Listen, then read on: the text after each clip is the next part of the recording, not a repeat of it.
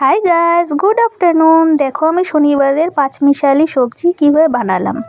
দেখো হলুদ, তেল, পাঁচফোড়ন, জিরে গুঁড়ো, হলুদের গুঁড়ো সব রেডি করে রেখেছি। শুকনো লঙ্কা, তেজপাতা, আদা কুচি করে রেখেছি। তারপরে সবজিগুলোকে কেটে সব রেডি করে রেখেছি। এখন কড়াইটা গরম হচ্ছে। গরম হওয়ার পরে তেলটা দিলাম। তেলটা জাস্ট একটু গরম হওয়ার পরে তারপর শুকনো লঙ্কাগুলোকে ছেড়ে দেব।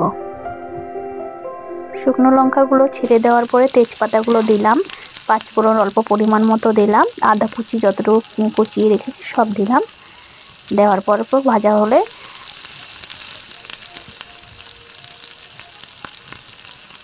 জিরে গুঁড়ো পরিমাণ মতো দিয়ে দিলাম। কেউ কেউ পরে দেয়, আমি আগে দিয়ে দিই। অল্প ভাজা হয়ে গেছে। ভাজা হয়ে যাওয়ার পরে সবজিগুলো কেটে রাখা সবজিগুলো সব দিলাম। পরিমাণ মতো লবণ দিলাম, হলুদ দিলাম, তারপরে চিনি। কেউ কেউ ইচ্ছে মতো চিনি দেয়, না দিলে নাই। আমি অল্প চিনি দিয়ে দিলাম, তার সবজিগুলো মুছতে সুবিধা হয় আর কি। সবজিগুলোকে ভালোভাবে নেড়ে ছেড়ে হলুদগুলোকে মিশিয়ে দিলাম। মিশিয়ে দেওয়ার পরে তারপরে থালা দিয়ে ঢেকে দিলাম। অল্প টাইম মজার পরে উঠিয়ে দেখলাম,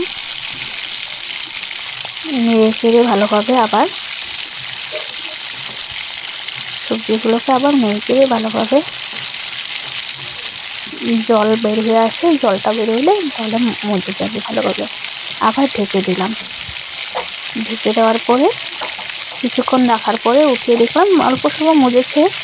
এখন সবজির মধ্যে দিয়ে দেব ঘি পরিমাণ মতো। ঘিটা দিলে ভোগ ভোগ গন্ধ করে, ভালোই লাগে।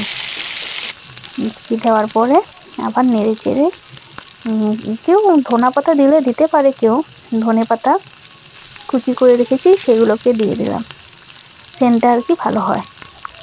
তারপরে দিয়ে নেড়ে চেড়ে আবার ঢেকে রেডি।